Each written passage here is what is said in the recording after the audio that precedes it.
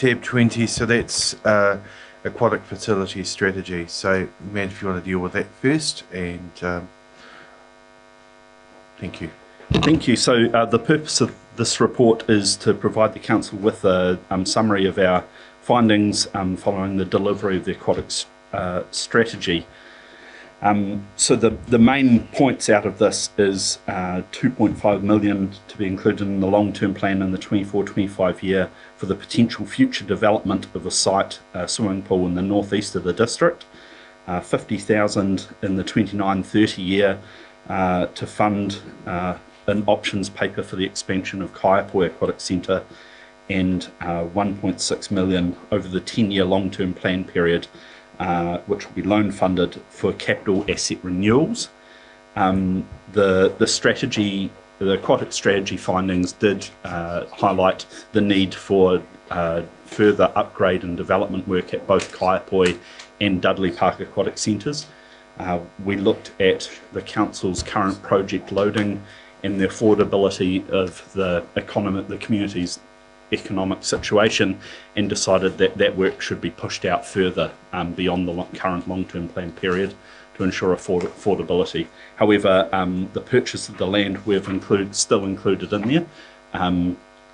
The point of that is that land is never going to be cheaper to purchase than it is now, and that keeps our options open in the future. So if we do go to build a new pool in the northeast, we have the land there, and if the decision further on is that we don't want to build a pool but rather upgrade the other sites in some or other capacity, then we haven't lost that option.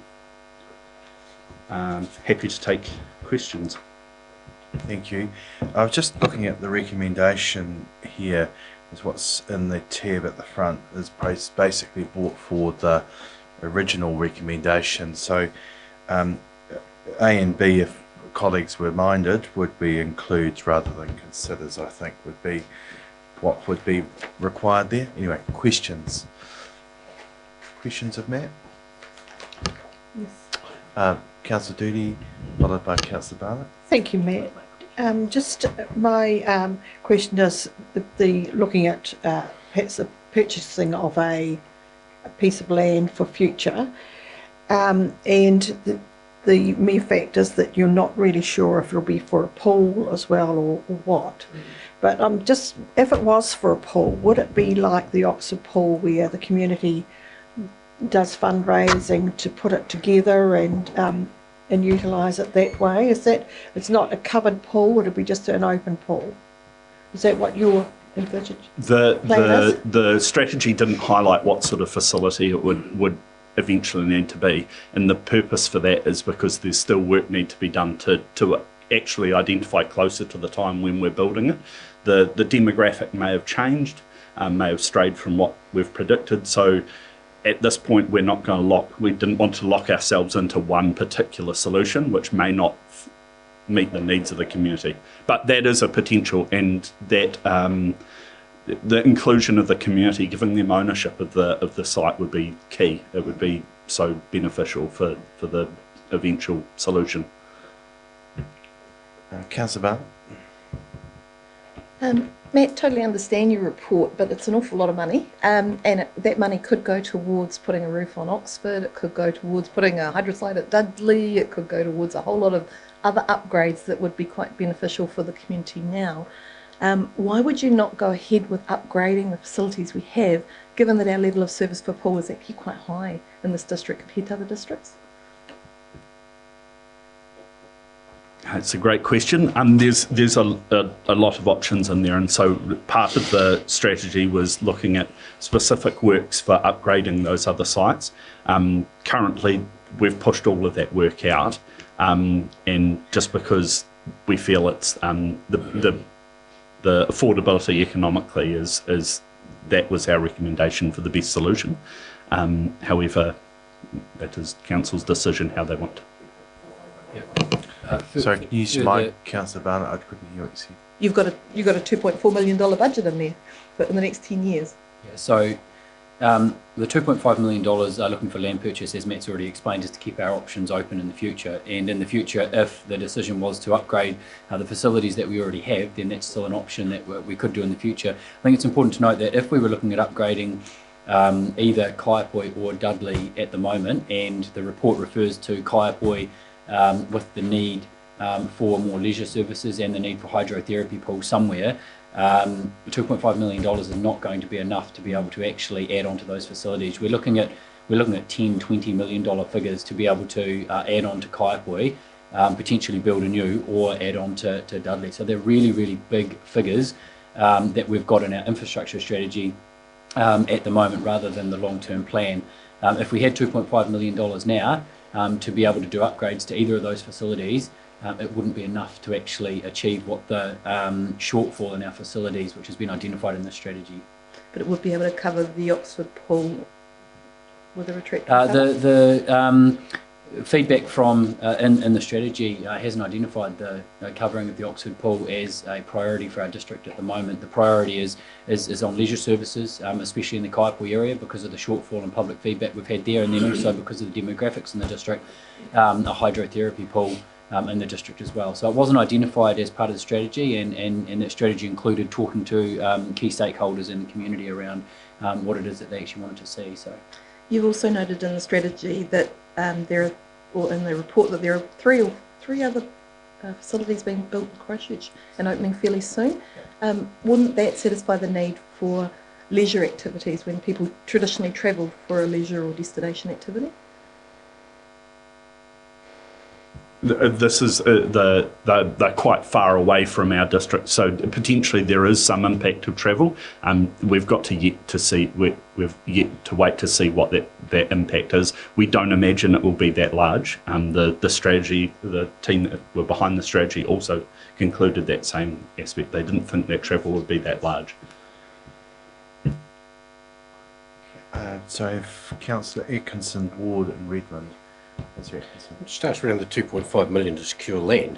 Does this actually, I mean, I get why you're pushing for a swimming pool. Is this actually for community facility, or is that on top of that? Is it another 3 million on top of that for community facilities? So we're actually talking about 5.5 million for community facilities in this area.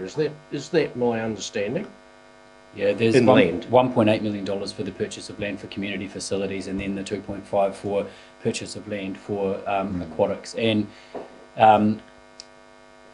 while it would be nice to be able to look at purchasing one piece of land that would be able to provide both, that might be quite difficult, being that if we approach the developers of the Ravenswood development and look to purchase land in that area, they're not going to want us to purchase a large piece of land in a central location, which is going to be able to cater for everything that we've identified here, because they won't want a large area not developed within the middle of their subdivision. So there is a $1.8 million in a further report for community facilities, yes. So for community facilities out there, we're talking 4.3 million just in land. And that excludes, so it's actually more than that, because that excludes the land purchase for Pegasus, for a community facility in Pegasus as well. Yeah. Correct. So it's about 5.5 for community facilities in this area. Land purchase. Just for land. That's just for land purchase, yes. Okay. All right. The other thing is that just in reading the strategy, we're talking about a 10-minute drive to Rangiora and a 10-minute drive to Kaiapoi. In the city, what are the average drives to swimming pools in there? Would be relatively quite similar, especially with the development of the 3 new sites, Smith Street and Linwood, Hornby, I think it's Denton Park, and the Metro Sports Stadium, so that it would be relatively similar. Councillor Ward. Have you any idea what the impact and the likelihood or unlikelihood of the WOW project coming on stream? If that came on stream, that would the hydroside and all those other sort of facilities that would potentially accommodate all the needs of the whole district, surely. But so, what are your thoughts there? At the moment, as you know, they have a 2-year lease on a site, and they're still doing their detailed feasibility work to see whether or not that's a go. It is a completely different offering. But there are some things where water safety training and things like that could be taught in part of the WOW area, because it is a big open swimming pool, especially the surf area specifically is a big open swimming pool essentially. So that has to be taken into consideration, and that's why we've pushed out some of the work to have a look at whether or not that does actually come about and what the impact of that would be as well. So we've not put in here any budget to do Kaiapoi with the leisure or Dudley as well. So all we've got in here at the moment is that land purchase and the 50k investigation on expansion of Kaiapoi, but that's not until the 29-30 year, and we should know well and truly then around WOW and obviously the replacement funding. So it will have an impact. We just don't know whether it'll go ahead and how big that impact would be if it were needed. Councillor Edmund. Thanks, Chris and Matt. Given the cost of this proposal, and I'm talking about a third pool, have you considered working in with the Ministry of Education and local schools and having a combined facility or sharing theirs, which A, cuts down the cost of the capital cost, and B, you wouldn't have ongoing staffing issues, because a lot of school pools are just self-regulating with parents, and at the end of the day a lot of these sort of users are kids who really just want to swim in a pool. If they want something more than that, they could travel to Kaiapoi or Rangiora. So any thoughts or discussions? That wasn't any explored in the strategy. We do some work currently with schools and school pools. However, they are a lot of the times closing or struggling to do their maintenance to a acceptable standard, and we have been in touch with local schools to support them where we can with guidance and stuff like that around maintenance and ongoing operation. However, no, we haven't explored that in the strategy. Any further questions? So we have a recommendation. Are you going to move?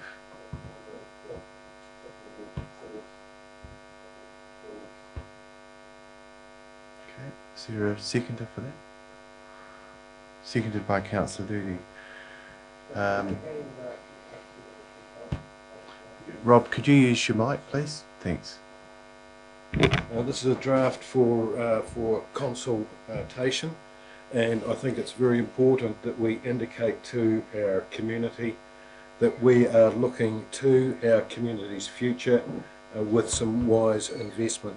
Land has never been cheaper to obtain, and on that basis I will be supporting strongly the data reports with regard to community facilities in the largest growth area in our district. I've only got to glance back a few years to when Pegasus was first mentioned, and there was a lot of scoffing at the time, and I've got to say that I was partly included in that. And look what we have now, and it's still developing at Pegasus. Look at the demand that's already been reflected in undeveloped sections at Ravenswood. And quite frankly, fellow councillors, you don't need a crystal ball to know where this area is going in the not too far distant future. For us not to be considering that future now is burying our heads in the sand and setting a future council up for even bigger expenditure with regard to this type of investment.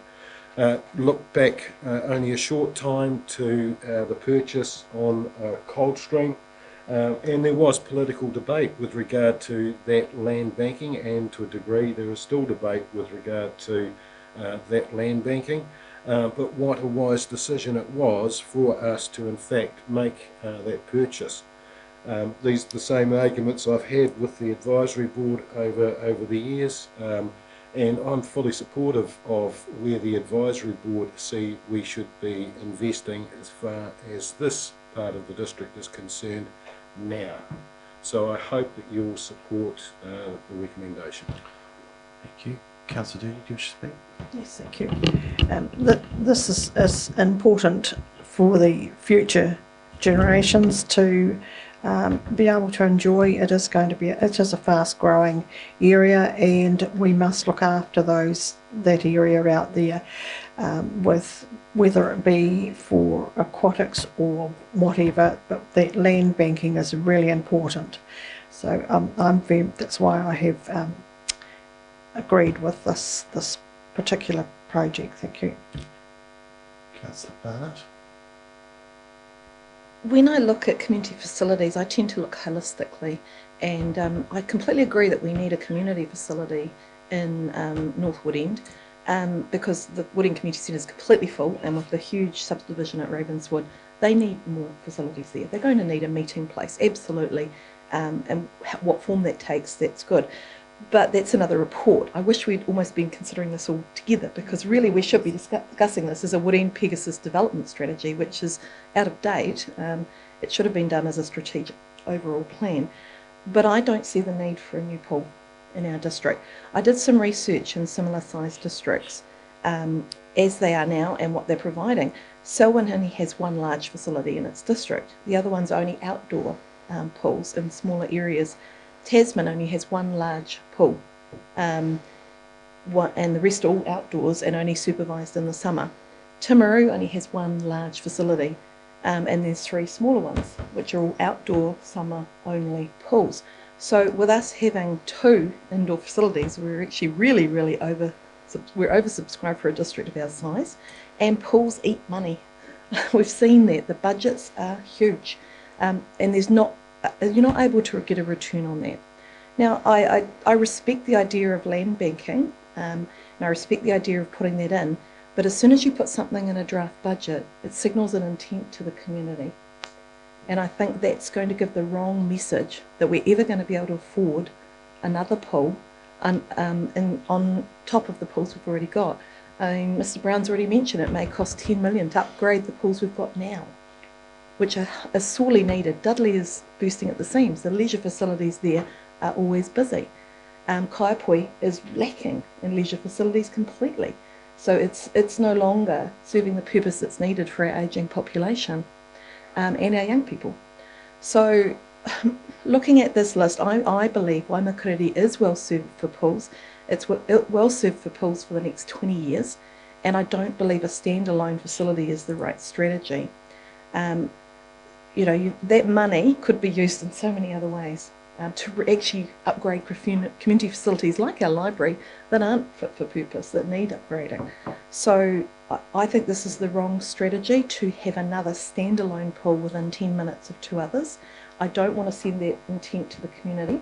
I agree with the rest of the report, although I'd like to see Kaiapoi and Rangiora pools investigated for upgrades rather than just Kaiapoi in the report. But I won't be voting for that line item, and I'll be asking the Mayor to please take that one separately. Okay. Councillor Atkinson. Move an amendment, Mr. Mayor. Aye. And that is that in B, after the word development of, we remove swimming pool and put community facilities. So in B? Which does not, I'll explain that if it goes through here. And leaving A in as B. is? Leaving, receives report in A, yep. Well, A actually says includes the 2.5 on the order paper. Oh, I'm sorry. It's different. Oh, is it different? It's different. Oh, beg your pardon. Can you just give yourself a minute Okay. and go to the Which one are we going to? Yeah. If you go to the front of the order paper and the summary agenda, Which is page... right? So it's page 12. Tears is going to bring it around, but so if everyone just goes to page 12, Oh, right, okay. because that's what we're considering now. So I'll just give you a minute to think about that.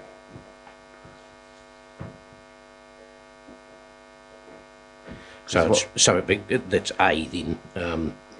Yes, that's correct. Removes swimming pool and puts community facilities. What would you like to ask a question? You seconded first, hold on. So seconded by Councillor Blackie, do you have a question? Yeah, isn't the community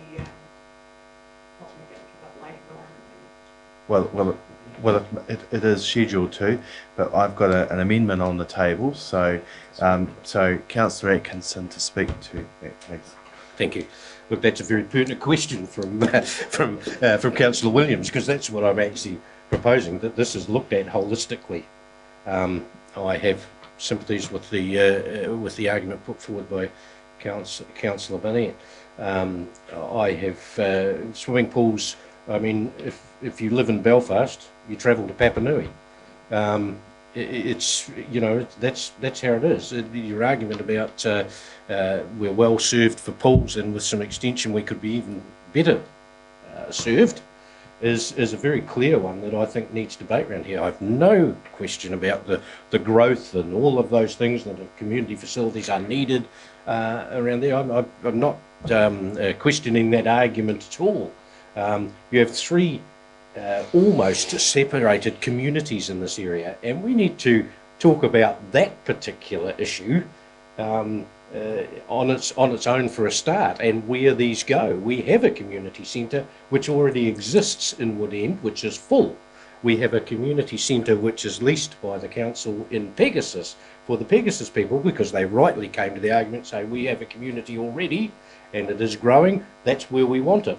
I have no doubt that the Ravenswood people will be here in the next year as they grow and exist in that area, will come to us and say, no, we want it here. So we are going to have three distinct communities fighting for these community facilities, and I mean that nicely. I don't mean fighting as in, you know, arguing and things. They will want them in their area, and rightly so. But the proof needs to be in the pudding and where we put these. And I don't believe we are at that point yet.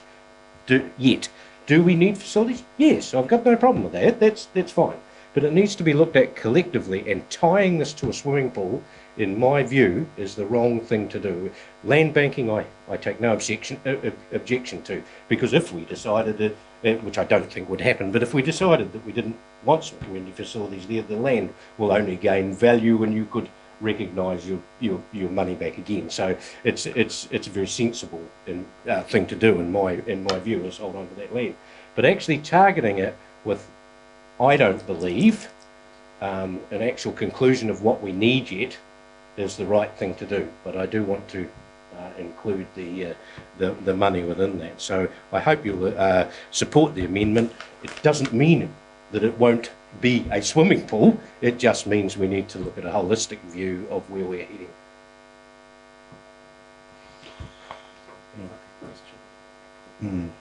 So can I just clarify what the wording? So it's just inclusion of 2.5 million in the long-term plan for land purchase in 24-25, and take out the rest of the wording. Is that right? No, for community facilities. For community facilities. In the northeast. Yes, it's just swapping swimming pool for community facility. Okay. Seconder, do you wish to speak? Reiterate what Councillor Atkinson has said. I don't think we've reached a point with our whole strategy of the trio of Pegasus, Ravenswood and Woodend, and how they're going to integrate.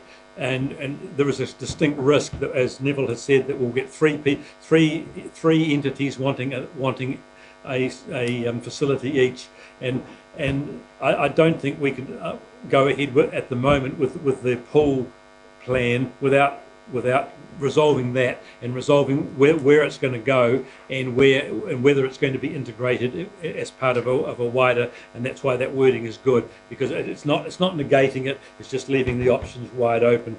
So and I sympathise with Robbie's comments about land banking. It's always, I'm okay with land banking because you can always sell it again. So yeah. So can I just ask a question of Councillor Atkinson? So when it comes to the future report, further report around land, are you indicating that you consider that in addition, this 2.5 would be in addition to? Yes. Right, okay, thank you. Further speakers? Councillor Bryan.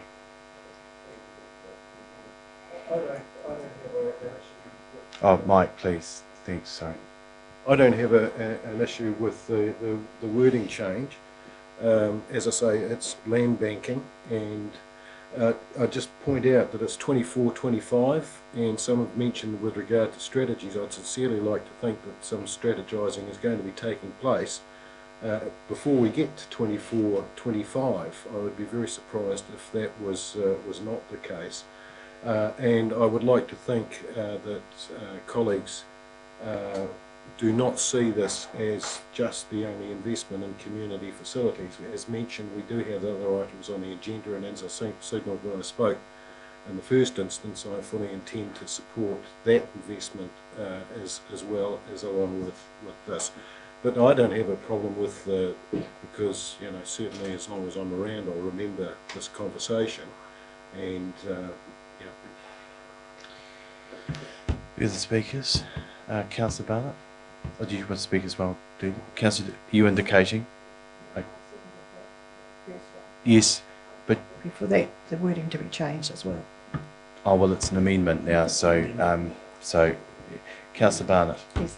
This is really, really similar to the debate we had last time about community facility library, and we decided to take the word library out to leave it more open so that we can actually develop a plan going forward for the long term. So I'm actually quite sympathetic because I did worry the 1.8 wasn't going to be enough.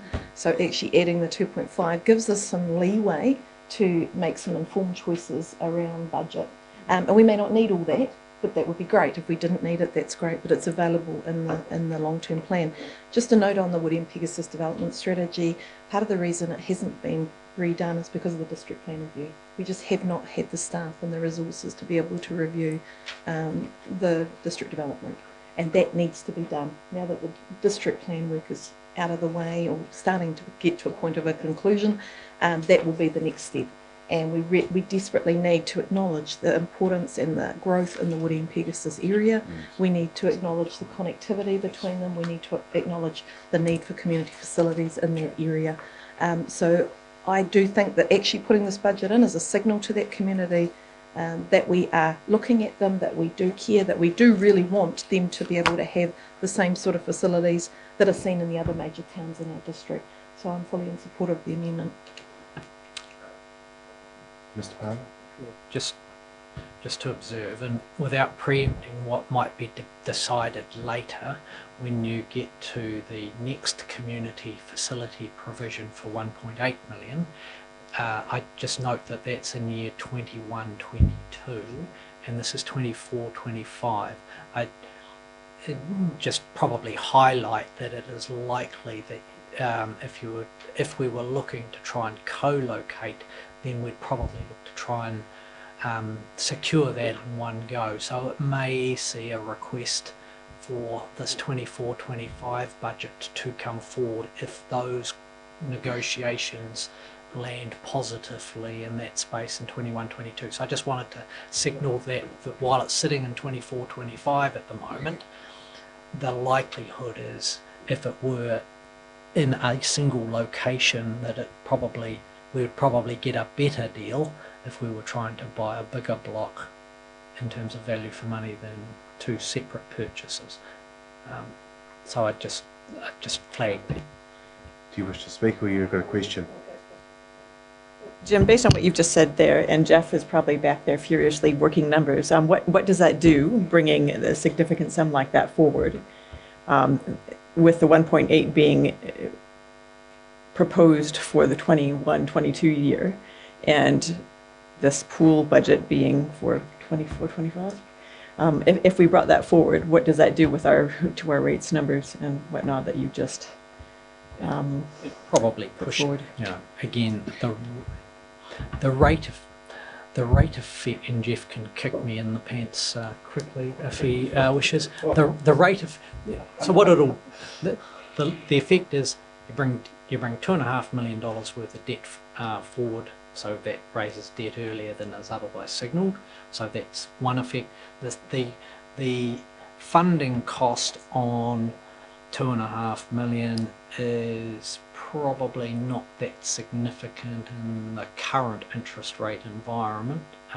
Probably somewhere in the order of up to $100,000 is cost that would come forward earlier. So, you know, again, it depends on what.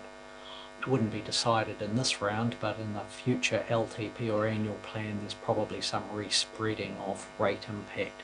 $100,000 in terms of a percentage of rate is about 0.1 to 0.2, somewhere in there, just depending. You have a question? There's a question, but it's to do with what Jim has just said. Hold a second, just And that is, we just wait.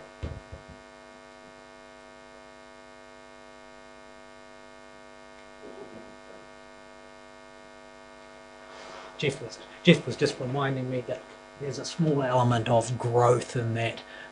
We'll be getting the DCs whether it's in year 24, 25 or 21, 22. So we will still get the DCs as and when they fall due if there's a assessed growth component to this investment. And what impact would that have?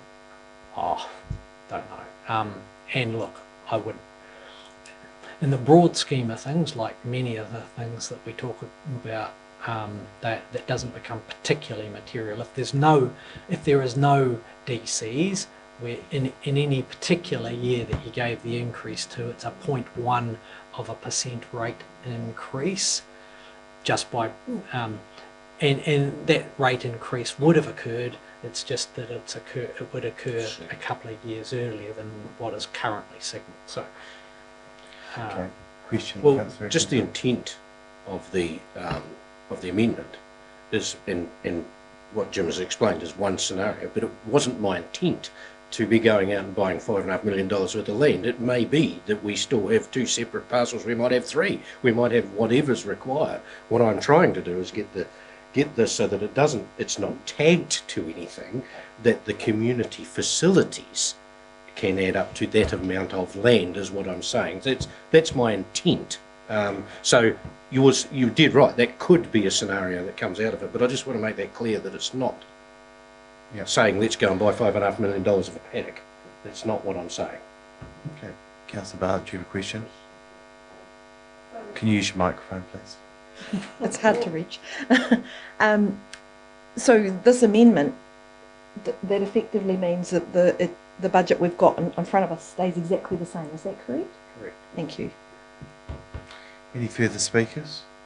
Oh, sorry, Councillor Redmond, pardon me. Thank you, Mr. Mayor. I'm sympathetic to the propositions put forward by Councillor Barnett and I think Councillor Atkinson, except I'm just wondering, by changing the wording, if it looks like a pool, it's still going to be a pool, whether it's called a community facility or a pool. So are we just playing with words, or is there something substantive here? I mean, what other community facilities could we expect to find in the aquatics strategy?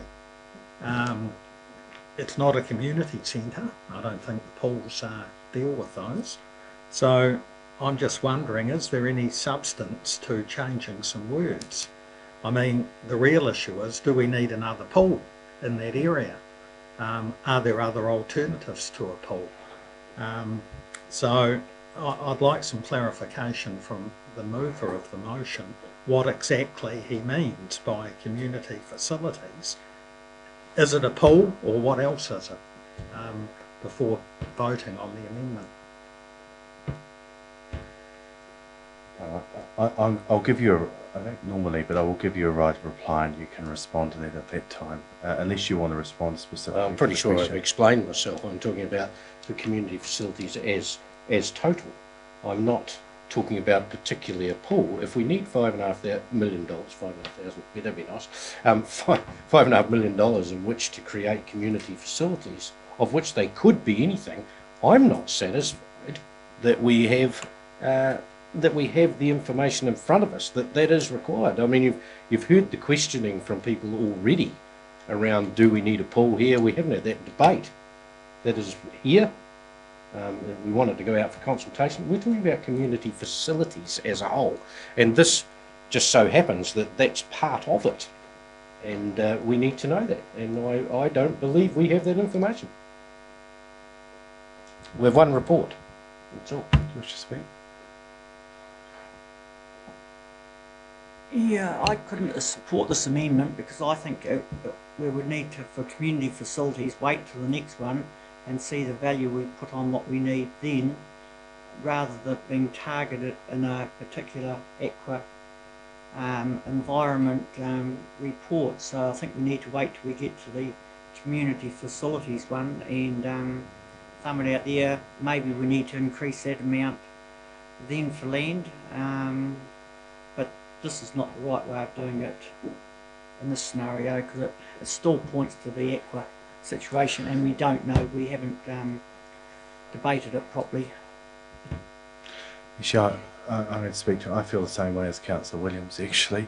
And look, I just have to signal on for the record. I'm not persuaded that I think we need to be investing in another pool at the present time. I would rather the investment goes into our current facilities and future-proofs those. My priority is actually the ones that we've. And I'm going to speak to future reports coming, but because it's been signalled. I would like to see us set aside land and look to the investment in the not too distant future in Pegasus, particularly of a community facility. I think we've identified that, and that is certainly the priority I've heard from our community, and set aside the land in Ravenswood for future options. I'm not persuaded on a facility for a pool at the present time.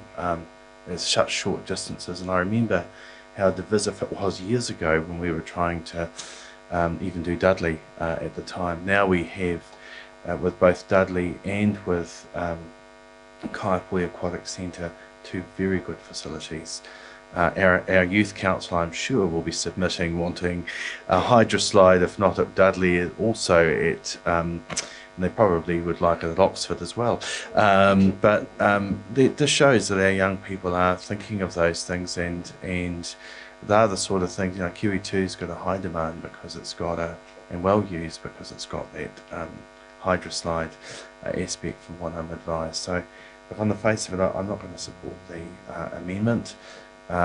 It's getting a bit messy, I think, in the way this has been amended, and it's no reflection on what's been intended here. But if our discussion is about future land, let's deal with that when we come to talking about future land purchase and have that all as one consideration, and we can look at the timing of that, and that's coming up in a future report. So I'd rather have that conversation then, and then we resolve what we're going to do at that point. But this particular point, I'm not going to support the amendment.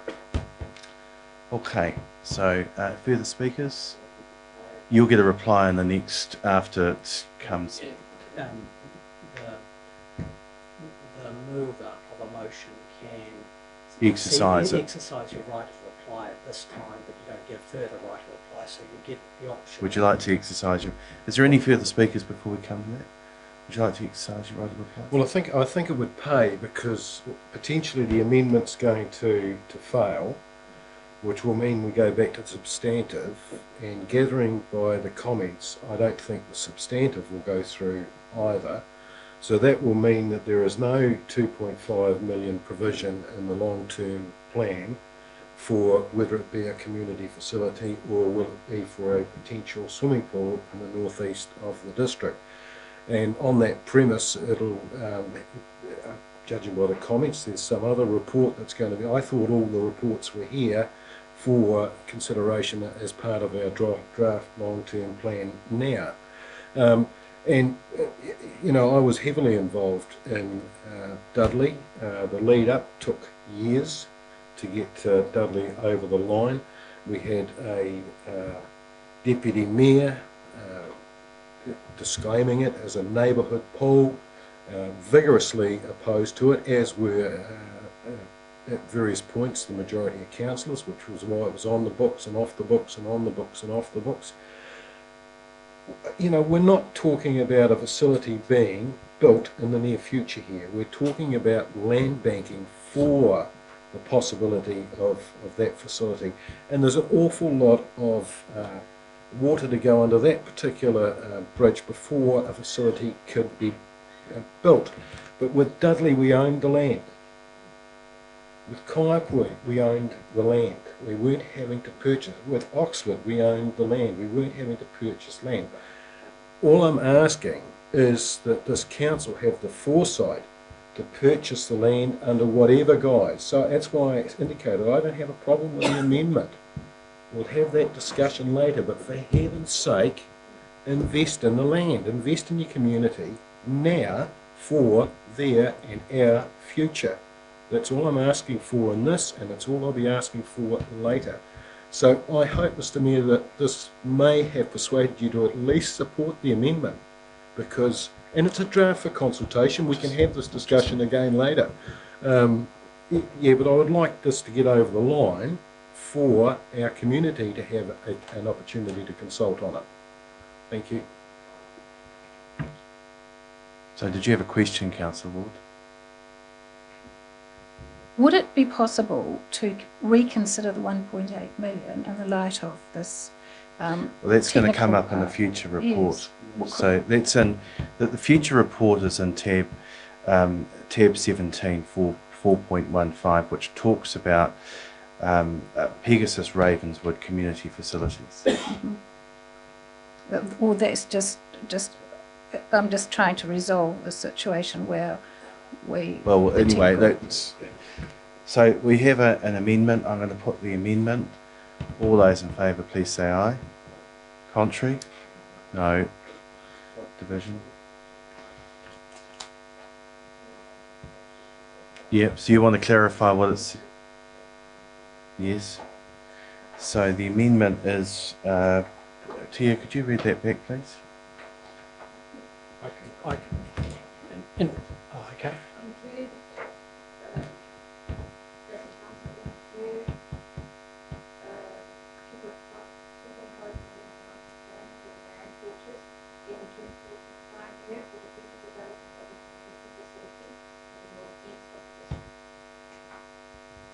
Everyone clear on that? So the Chief Executive will undertake division. Atkinson, Councillor Williams, Councillor Williams, Councillor Redmond, Councillor Bryan, Councillor Stewart, Councillor Blakey, Councillor Barnett. Oh, sorry, yes, Councillor Ward, sorry, I'm looking at my list rather than looking at the people, sorry, Councillor Ward. No. Councillor Barnett. Councillor Daly? No.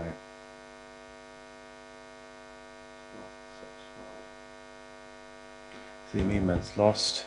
So we come back to the original recommendation. So it's been moved and seconded, and you've exercised your right of reply. Given that I now suspect that A won't pass, do you intend to take that separate? Yes.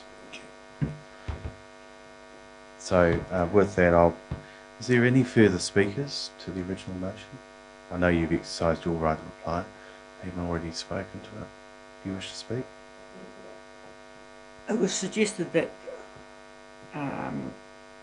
this amount is may get lost or passed, but there is no reason that 1.8 can't be added to if we think we do need a better facility there coming up later in the meeting. So this is just on the Aqua side, so it's not all...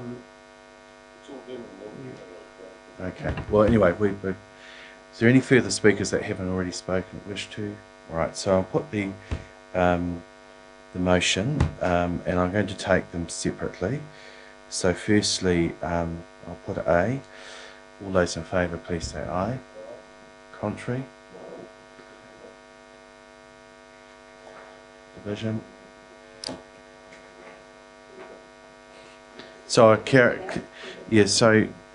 Sandra, it's in the, if you go back to the original, sorry, you went in here when that was, so go to the summary agenda, and it's page 11 or 12, I think it is, 12. and it changes the words from considers to both an A and B to includes. So what you're looking at in your report was effectively a report that went to council or CNR back the end of last year. Have you caught up with that? Page 12.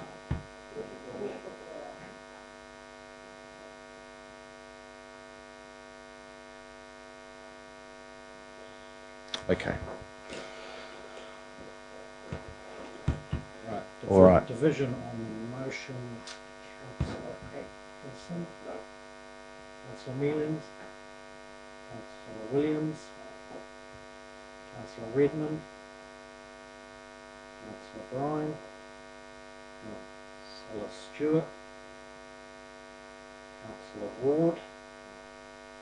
Councillor Blackie. Councillor Barner. Councillor Doody. The Mayor. No. So I assume that everyone's happy with the rest being considered as one. Okay, so now put B through to H. I'll put that. All those in favour, please say aye. Contrary, I declare that carried. Right. I think we're now in your papers. So Matt, is there anything you'd like to highlight in there for us? Sorry, everyone, that's pages 432, well, effectively 433 on.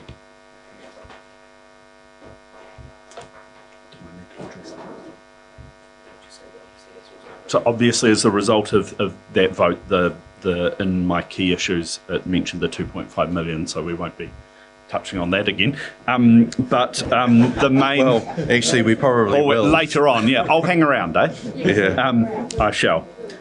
So the key issues are mainly as per the report. They're except for the fees and charges. So I'd just like to talk quickly to that. There has, as you're aware, COVID has had a huge impact on our business, and there's still potential with strains of South African variants and British variants as well. There's unknown what that impact is going to continue to be on our business. We have proposed a 2% increase across all charges, in line with our policy of now doing small but incremental increases to lessen the impact on the community. For some of the smaller fees, that's worked out as a 1.5 to between 1.5 to 3% increase, just because they're quite small amounts. And the other couple of items was the adult fee increase and the parent and preschooler fee increase. Those both came out of recommendations from the Aquatic strategy. So that's on page 437 as my fees and charges. Yeah, happy to take... the other item, sorry, was the training budgets. I had a question about the training budgets, which fall in both Dudley, Kaiapoi and Oxford pools. There was, during COVID, our training budgets, because we weren't training the staff, we were all at home, training budgets across council were halved, essentially. This is actually just putting them back where they were. It does appear to be doubling them, however, it's just putting them back where they were. It does look significant, however, it's important to note that these training budgets are for safety-sensitive training that is required for the ongoing operation of the pools. If we were to cut this, we would need to seriously look at the health and safety risk of operating aquatic facilities. So happy to take questions. Thanks, Matt. Any questions of Matt? Councillor Williams?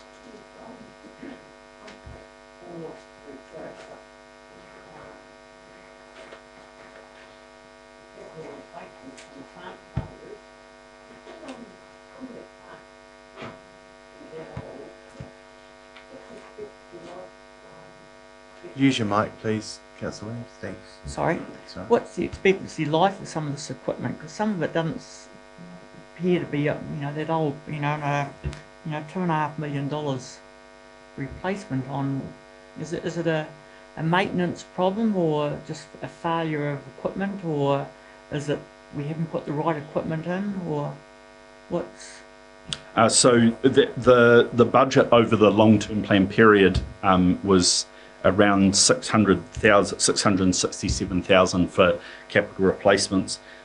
We have performed a project with the help and assistance of the Green Space Asset Officer, and to where we went through, looked at all the items in the plant to actually identify whether we had the correct lifespans. Some of those items, the lifespan was put at 30 years for a piece of equipment that only lasts about 5. So pulling that all back forward has created this need for an increase. It is also important to note that that facilities like Kaiapoi was built back in the 90s, and some of the plant has been nursed since then. So there are a lot of items that are ongoing and of an advanced age. So my question was, some of the life expectancies of this equipment is obviously not lasting as long as you said some expect 30 years and only 5 years. Is there a warranty, or who designed all that equipment originally? If we expect the life expectancy of 30 years and we're only getting 5 years, you know where I'm sort of... Yes, I think it's actually the planning that we've done which has been the problem, not the life expectancy of the gear that we've got.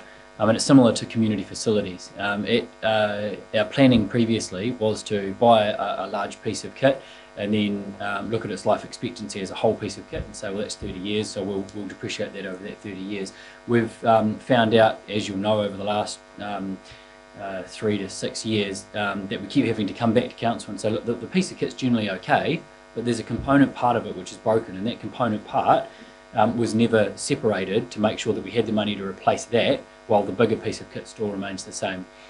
So we've gone into a lot more detail to say, look, you might have a big boiler system, but a part of that is going to need to be replaced every 5 years to make sure that the expensive part actually continues to operate. And so we've Keith down at Kaiapoi has done a huge project working with the suppliers and working with the maintenance crews to break it down into component parts and then actually have lifespans on each of those parts so that we can actively maintain and replace properly.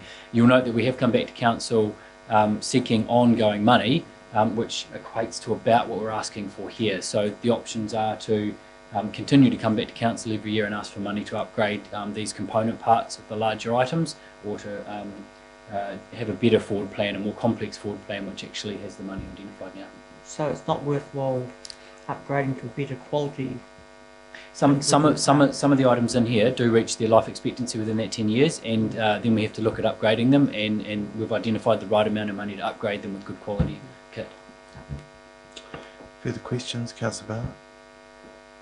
Yes, and thanks, Matt, for all the responses to questions. I just want to tease one out a little bit more, and that is the rather large increase to the parent and preschooler fee from $3.60 to $4.50. Is there a possibility, or how much impact would it have on the budget to smooth that out a little bit more and make the jump not quite so large, like 25% is quite a large jump in 1 year? Absolutely, smoothing that is potentially a solution. These were the pricing review was page 571 if you want to look it up, of the aquatic facilities strategy. They looked at the relativity of our prices across, I think it was 22 similar pools nationally, and they found that the adult price was about 95% of the average price, and our parent and preschooler price was about 80%. So that's where the increase came from. Absolutely, we can smooth that over a couple of years potentially. Further questions? Okay. The status quo, Matt, has already been agreed by the council to start with, unless anyone has an amendment, apart from what we've just previously discussed. But just in general, Matt, thanks to you and your team for what you do. You run a really good, our facilities really well, and I constant great feedback about that. So thank you for what you and the team do. And as we've previously said, over the COVID period, you were redeployed in supermarkets and all sorts of things. So a truly versatile team. So and thanks very much. And if you could pass that on to your team on our behalf, that would be great. All right. Okay. So the next on the, Chris, are we dealing with community development now? I know Tessa's not here. Are you happy to just... Okay, thanks, Matt. Would you, do you want, well... We could be finished before she arrives, potentially. Should we just, do you want to crack on? Yeah, I think so, because there's no tabbed items, so let's just get into it. If you're happy to cover that for Tessa, great.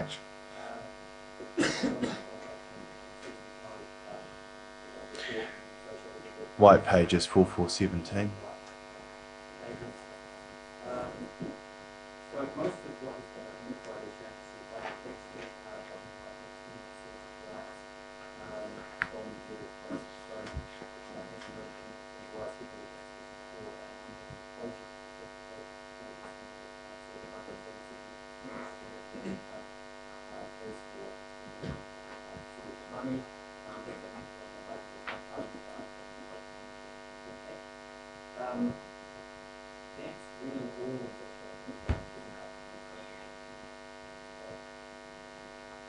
Okay, any questions? With that, happy to take any general comments anyone wants to make. Apart from, look, I think Tessa knows, we talked to her many times, our thoughts on what her and her team do, which is, and her leadership in particular, really outstanding. So, particularly with COVID-19 and other matters that she's constantly involved with. So, thank you. If you could pass that on to Tessa for us, that would be great, Chris. All right. So, right. Yep, all good. Green space.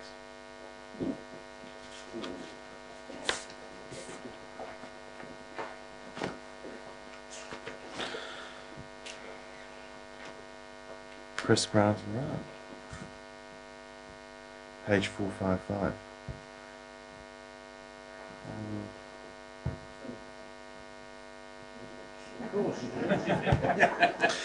Now that you've said that, just want to draw attention to the sartorial elegance of your other team members there, Chris. Hey?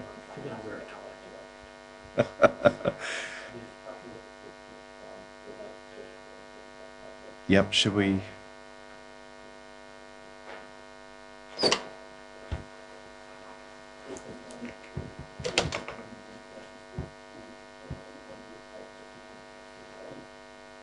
We'll deal with the reports first, yes.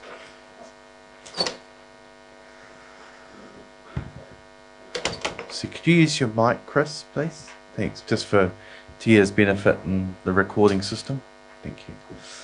Just bearing in mind, I should remind, we are being recorded, and I think it's not being live streamed at the moment, is there? But it will be uploaded, yeah. Okay.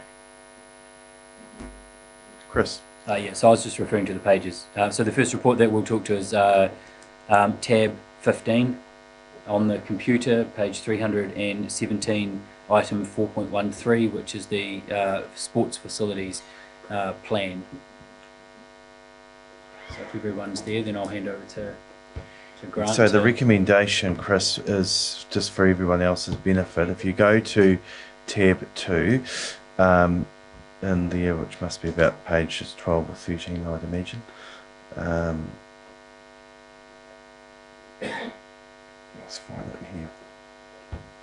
Just so everyone knows what the recommendation is.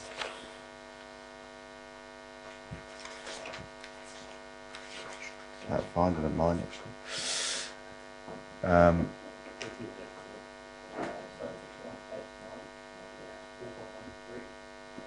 Yeah, page 9 of your... Of the summary agenda, page 9. Thank you. All right. Grant, thank you. Good afternoon, Just. So myself and Ryan will be here today from Green Space. So I'll take the report mostly as read. I guess a couple of things that we wanted to point out with the sports facilities plan. This is an update to the last iteration that we had before the previous LTP. we got RSL consultants to go out and update the information and the data that was within that so that we could have a look at what our capital program might look like going forward in terms of what we would propose through the LTP. The good news is that many of the things that we'd identified in that previous strategy have actually been successfully completed. So we've put money into the Kaiapoi High School indoor court area. The lights at Dudley Park, although they were interrupted heavily by COVID last year, are now they're fully functional and bookable for this season. And we've also increased some of our drainage capacity around the district as well. And there's some indoor courts being built within the district as well at the main power stadium. So look, probably the key thing is that we're looking at is future capital program, which is what we're asking you to consider primarily today for the LTP. You'll note there that we've got some reductions in the early years. However, we do have a slight increase heading out into further years, which are looking at the artificial turf replacements. Some of the costs that we've got around those we are collecting back through some of the fees and charges that we are putting out to some of the clubs. It's fair to say that not all of the clubs have got the same capacity and capability to continue to pay that, and we are working with them and also their regional sporting body and Sport Canterbury as well, because that's not a situation that we would like to see continue. So we're looking at trying to build some capacity within their executive team as well as their staff to actually look at how we can turn that around and actually bring some of that money back in, because they were depreciated with that in mind. That's mostly pointing out to Kendall Park AstroTurf. Apart from that, we've got some drainage that we would like to improve across the district, as well as just building some of the capabilities within our sporting groups as well. So, look, I'm happy to take questions on any of these points. Thanks, Grant. Questions? Let's see. So there's a recommendation on the order paper at 4.15. Someone prepared to move? Moved by Councillor Bryan, seconded by... I'll second it. Councillor Bryan? I think the report's very self-explanatory. Thank you very much for putting it together for us. Thank you. Thank you. So 4.13, I did say 4.15, so apologies, it was 4.13. Just in seconding it, I agree. Thanks, Grant. And it's including things that we need to have included there, so absolutely in full support of that. Any further contributions? You can exercise right reply if you'd like to, Councillor Bryan. Okay. I'll put that. All those in favour, aye. Contrary, declare that carried. Okay. So next is 4.14. So that's 4.14 is tab 16. But also just bear in mind to refer to your summary as well for what the recommendations are. Okay, so Grant. Again, I'll take the report as read. What we're really looking at here, Chris Brown mentioned this in the previous report with the Aquatic strategy. There are things within our community facilities that we have started to delve into the asset planning with, I guess, on a much broader basis. Ryan, who deals with our asset management plan, has been looking at, okay, what do these renewal programs actually look like? How are we going to ensure that we've got all of the components listed? It would be fair to say that with the Cust Community Centre project that we did recently, we actually learned quite a lot of things around how we need to look at our asset management, how we need to structure our budgets, and how we need to actually look at these things, because we came across a number of issues there with fire compliance, general compliance, and also just some of the materials that were there that we needed to change. And look, there's individual sports as well whose governing body or organisations are actually changing the way that they're allowed to operate and putting new safety measures in place as well. So that's kind of leading us to need to respond that when we actually go and do some work, for example, if we were going to go and renew some of the materials and some of the components at Lowburn Pavilion, there would be a number of compliance things that we would need there. So we need to produce a holistic building consent in order to do that. And that's actually going to have listed all of the components that we're looking at replacing, renewing, how our electrical circuits are working, how our fire compliance is working, all of those sorts of things, so that actually the buildings are up to standard as to what they were. So we can't just go in and reduce or kind of renew curtains and put some new jib up. What we actually need to do is come up with some holistic plans around how our facilities are going to perform, the kinds of things that we need to do. And look, this budget is being drawn down from money that we're already depreciating. So the money is sitting there, it's just that we haven't necessarily drawn it down. What we're proposing to you now is that we're actually going to start to draw this down and do the projects the way that we did CUST, although a lot more coordinated, I can assure you, Councillor Barnett, in terms of how we're actually approaching that from start to finish, so that we can actually look at the end-to-end of how all of our facilities look. It would be fair to say that with HVAC systems and with some of those electrical things, we're kind of looking at them now as components and as their own assets. They will be on a very different regime to the ceilings and the floors and some of those other things that we have within the buildings as well. So we won't necessarily just be looking at an entire building in the future. Once we get through this initial 10-year work program, it'll be a case of, okay, all of these assets, we know that they're on a 5 or a 6 year replacement cycle. So that'll be a lot more natural. We're going to be building capacity with our contractors and also with the people who know how to manage these things. That will help to avoid some of the issues that we've had with this, the HVAC in this building in particular. So that we're actually building the capability of the people who are servicing our contracts as well. So there's a whole end-to-end there that are actually, it's going to allow us to be a lot more efficient in our delivery, and it's going to ensure that our key levels of service around the offerings of the buildings being open and not closed are going to be maximised as well. So look, I'm happy to take questions on that report. Thank you. Questions of Grant? Councillor Barnett? Grant, when a building sits on a footprint, it includes the surrounding area. How are you going to tie in the facilities budget with the external budget, which are managed in two different areas of staff? And have you got a plan for making sure that you're not upgrading a building but then leaving the car park terrible, for example? Yes, and again, I'd reference back to some of the projects we've done recently where, you know, that holistically wasn't planned. So that's the whole point of this, is that what we're doing is looking at that holistic approach. The reality is we are community and green space, so we look after community facilities as well as green space. Most of those assets tie together. Where there's a library or an aquatics facility, myself and Paula, or myself and Matt, or be it Ryan, we actually work quite closely together to have a look at it, because ultimately we're all answerable to Chris, who's all answerable to you. So from our perspective, it's a community and recreation approach. That's what these assets and facilities are there for. But yes, we have noted the learning from that, so it will be I guess a different approach to how we do all of the assets, both internally and externally. I guess what I'm asking is, have you got enough budget in the complementary area of the externals to match this new budget for the buildings? We have different replacement budgets for hard surfaces.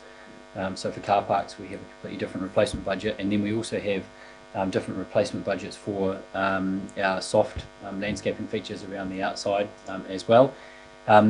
We also have a budget called the non-specific reserve enhancement budget, and that's the budget that we tie into to allow us to be able to do holistic developments of community green space and community facility activities. So if we're looking at a building, and I'll use Lowburn because Grant's used Lowburn, and I believe in the first, maybe in year 2 or 3 of the replacements here, Lowburn does have around 450 or something like that to be spent on Lowburn to bring it up to compliance level. At the same time, we'll have to have a look at the car park, we'll have to have a look at the landscaping around, and we'll have to have a look at all of those budgets. At the moment, some of those budgets are smoothed out over a period of time so that we can build up money to be able to pay. If we get to a situation where because of that smoothing, we have to come back to council and say, look, we'd like to be able to pinch some from next year to be able to complete this project holistically, then we'll do that at the time. I just have a question around, it's on page 381, which is CUS Community Centre, and there are a number of items listed there that are to be done within years 1 to 3. Exactly when will that be complete? Sorry, it's in the white pages, not white pages, on the tab in the main report. Page 381, or our page 381.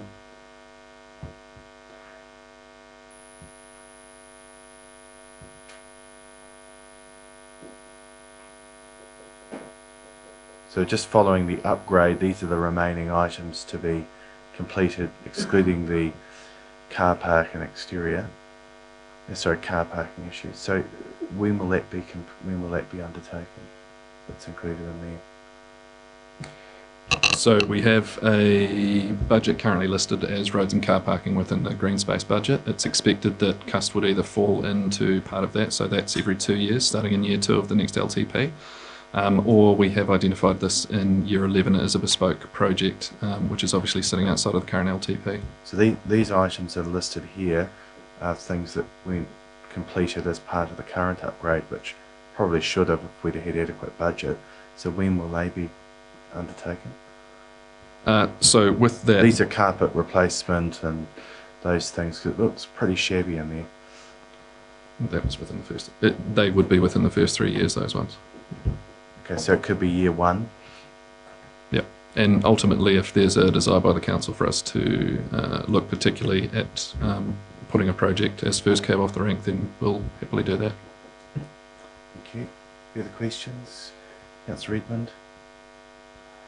Thank you. On page 384 in Diligent, Sefton Domain Pavilion, similar question to the Mayor's. There's a lot of refurbishment proposed for that pavilion, but that pavilion may or may not be remaining. So we wouldn't really want to go spending money on it in the short term, would we? Yeah. So that's not in the short term, that one, and we've still got to go through some public consultation with Sefton Domain with the community hall moving to the Domain. So, but given that it's a current asset, we've still got to list it here, knowing that it might not be that in the future. I mean, it is listed, but it seems to me you've got a budget for exterior painting, toilet replacement, LED lighting, changing room refurbishment. I realise nothing's set in stone yet, but there is a signal that things may be changing. So would we want to be spending money on this facility?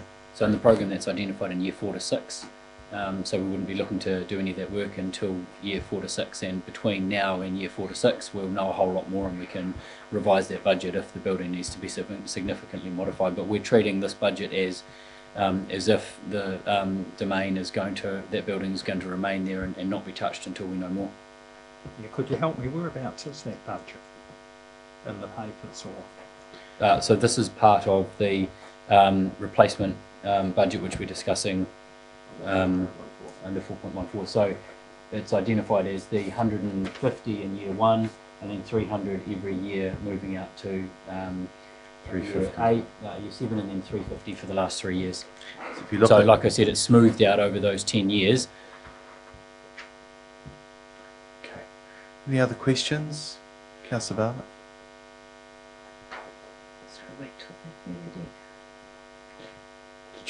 Were you still answering Chris or?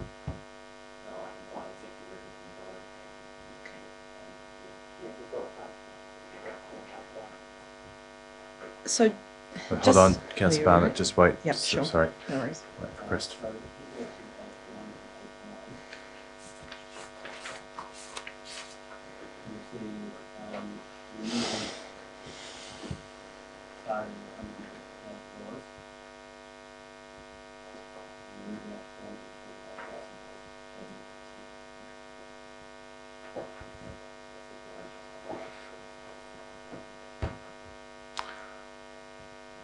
Okay.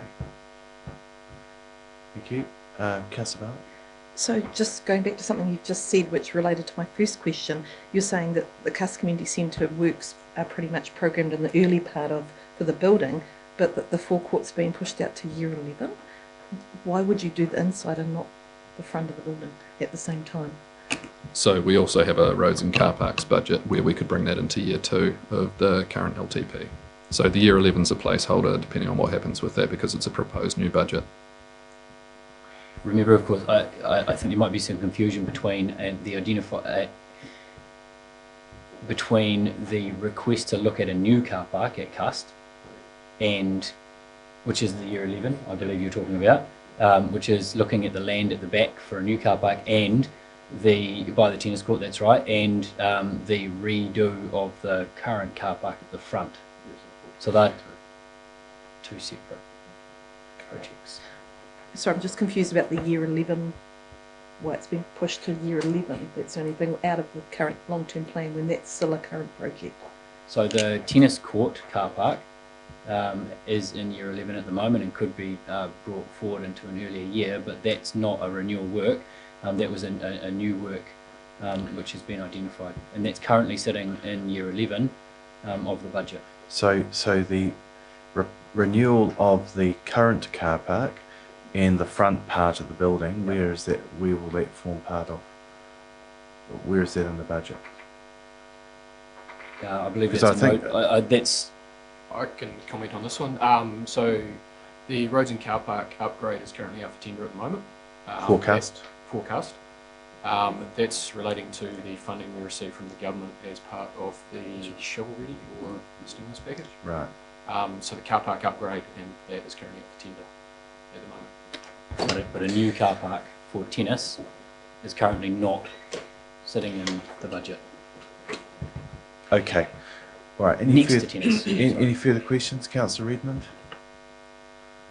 Just to clarify my previous question, Chris, on page 492 we've got the Sefton Domain Pavilion and those various maintenance issues and so on. I can't tell from looking at that you're not proposing to do any of this work until year 4. So how would I? So that's the way that the budgets are actually identified in our budget sheet. So in those, in the Sefton budget specifically, that's an operational budget, not a capital or capital renewals budget. So all the items in the Sefton line will be operational items.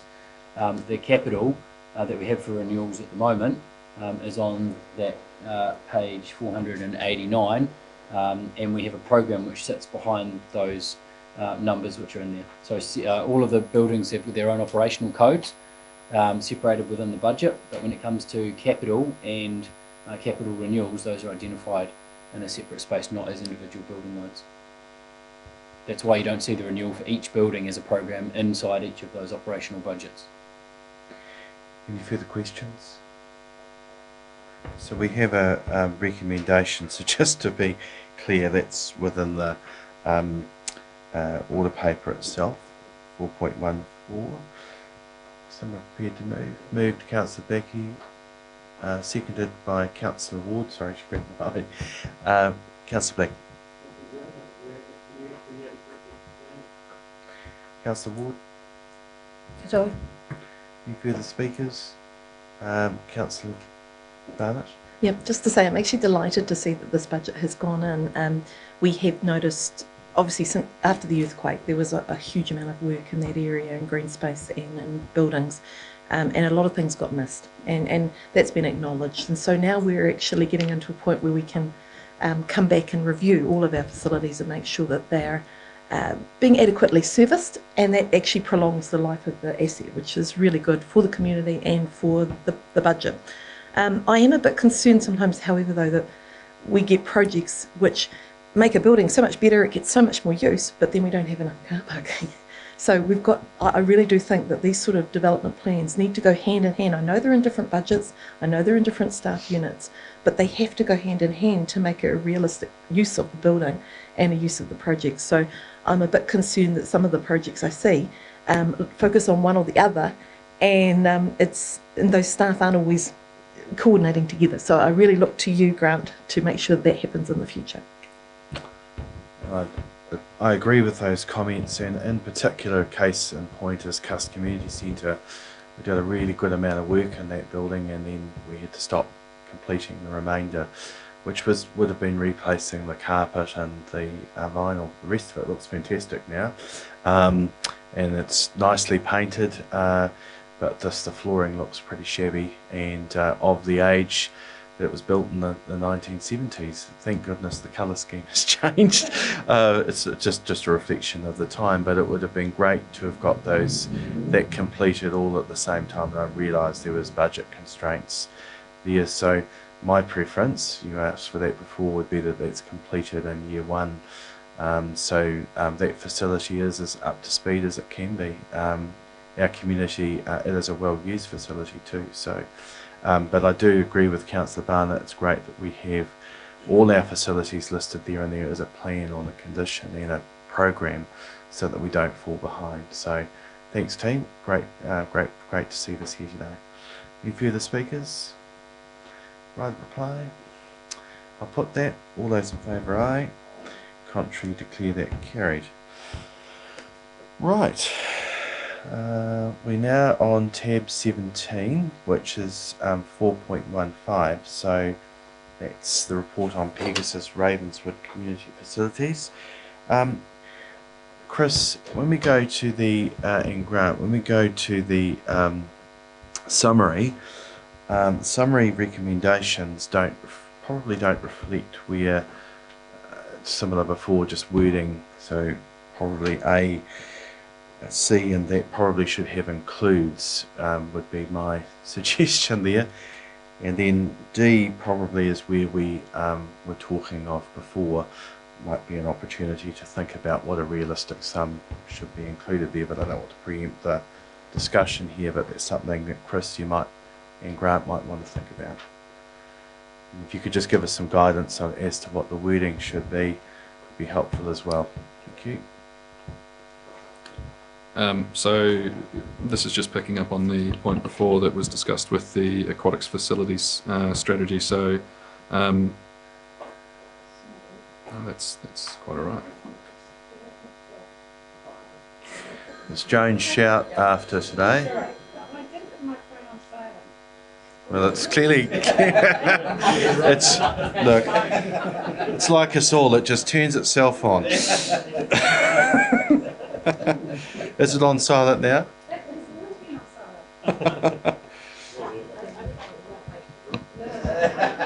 Right. Grant, please if you could restart. Thank you. It's all right. I honestly didn't get someone to just call you Joan. So yeah, just to look through this one, I think we'll get to the wording on D. I'd just like to frame a little bit of the report first, if I may,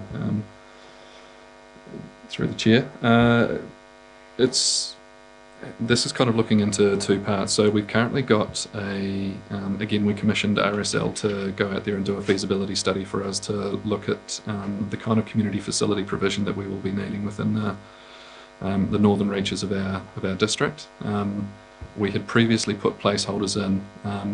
Between the placeholders being put in and they were pushed out quite far, the Pegasus community in particular has an existing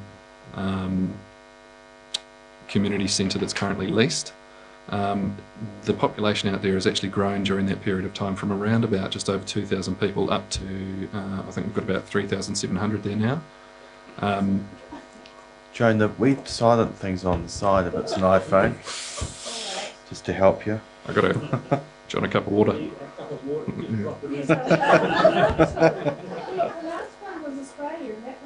So if it's on the, you know where the wee silent thing is on the side? It's on the iPhone. Is this an iPhone? Okay, well there we are. Anyway, sorry, carry on, Grant. Sorry. It's all right, we always plan for these sorts of things. Yeah, so Pegasus, since then we've leased a facility. As I say, it was around about just over 2,000 people. We're expecting growth there now, realistically of up to 4,000, potentially just over within Pegasus. There had always been a placeholder from a previous study done by Sue Sutherland around some sort of facility there. It's become quite evident over the last probably 2 years in particular, and with the tenacity of the local residents group as well, around how they... Passion. Yeah, passion. Yes. I don't view that as a negative. Actually pushing forward this project. We have been, I would say, relatively lucky in the last couple of years. We've had a change of ownership of who owns the current leased building. With the change of ownership, that always leaves you in a bit of a vulnerable position. We now have an established facility and an established service there. Had that gone poorly in terms of the changeover of owners with the Templeton Group, we might have found ourselves in a situation where the Pegasus community actually had nowhere to meet. Hence why staff and also the consultants have kind of identified that it would be really good to bring the land purchase for that facility into year one of the LTP. And then we actually look for a 3-year program of actually building and constructing that as well. The idea being that there's obviously a service there and that would tie in with the rounding up of the lease, which Templeton, even though it's on the market, have given us some assurances that we would be able to retain the use of that. there's no getting away from the fact that we don't control the destiny of that building that we're currently in. With a purpose-built facility, we do, and that gives the Residents Association some assurity. It will also be a really good addition if it's put in the areas that we hope it's put in, to help drive some stimulus within the local, I guess you would call it commercial land sector as well, and also just around the lake there too. So look, and it's got some really good positives. As a side to that, there's also the tie-in of the youth or skate facility for Pegasus. That's really reliant on, if we can get a good outcome with the community facility, it makes sense, given what we've looked at with the matrix for a youth space, that the two of those are tied together. So it's kind of bringing an optimal solution in for Pegasus. So that's the first part of the report. The second part is one that you've already had a bit of a debate around this morning, and that is a Woodend Ravenswood community facility. What we know about that particular area right now is that there's expected growth within the district, and there's kind of a mass happening there. There's quite a few factors that are coming into play for that particular area. One is obviously the current discussion around, okay, what does the bypass look like? How does that change how Woodend operates, and how does that actually kind of affect how people would travel around that area? We've got huge growth potential there. We could potentially end up with another 10,000 residents, which we've, is trending, and those assumptions are kind of being proven correct as we currently go. And the new motorways that NZTA have thus far funded and put in have changed the travel times and accessibility into North Canterbury quite phenomenally. What was a 42-minute drive into Rangiora is now potentially around about a 27. My Google app tells me, I don't know how it knows, but it knows more about me than I do. But it tells me every morning that my average journey into the service centre here from the centre of Christchurch is now 27 minutes. And so that's based on an average. That's making our district really, really accessible. So it's going to become a much more vibrant place in terms of, well, not vibrant, but a much more viable place in terms of people moving out here, which is what we all know. So that in itself is going to change the dynamic of that particular area. So we're relatively confident in the growth that we're going to get there, which also means that doing some of the land banking around the community facility approach is really important for us as staff, because it gives us the flexibility to kind of take into account and consideration the future travel plans that the future community is going to have. Yes, there's a lot of assumptions there that we don't currently have, and yes, we'll have to do some more strategising and planning. But if we don't have that base in place, where we've actually got ourselves an asset that we can utilise and do something with, then we can't react fully to the community's needs and kind of go in the direction that we would need to go with community facilities for that area, whether that include a pool or just community meeting space. We know that Woodend Community Centre is really well utilised, and that doesn't have the capacity or the land to really kind of support any future expansion. If we were going to do anything further with the land that we had in that area, there would be an opportunity cost. There would be some form of displacement for some groups. So for staff and through the study that we had done as well, the most logical way forward for us, in our professional opinion, is to look at some land banking to give us the maximum flexibility to deliver the services that we know those people are going to need, and to also take into consideration the pressures on our current infrastructure with an additional 10,000 people there, and what those travel patterns might look like as well. So look, with that, I'm happy to take the report as read and hear any feedback or questions. Thank you. Just around the timing of the community centre in Pegasus, you're recommending 22-23. Is that a realistic timing to get plans drawn and all the other work that would be required? And when is just remind me the expiry on the current lease with Templeton? Yeah, so the expiry of the current lease would be, it's in July 25. So what we're trying to do here is actually give ourselves enough time to purchase some land, because that negotiation, to be fair, could take up a year up to 18 months.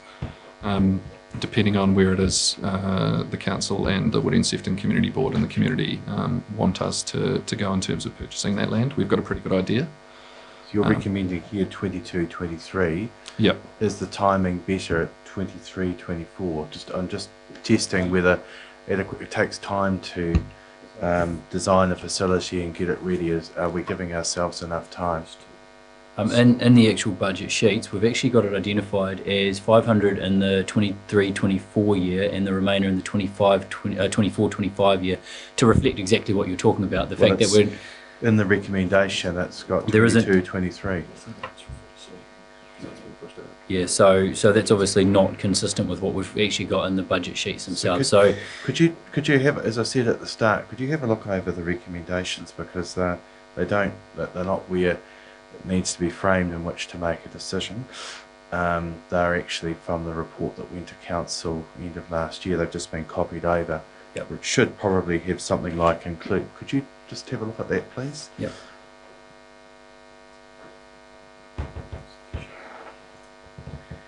And just while staff do that, can we just have a breather for a minute, and they can come back to us. So it'll be a part of. Just have a stretch for a minute. How long will you need, Chris? Just 5 minutes is fine. 5 minutes. So maybe just a quick stop for 5 minutes. We are scheduled to break at 12:45, because that's when lunch will be ready.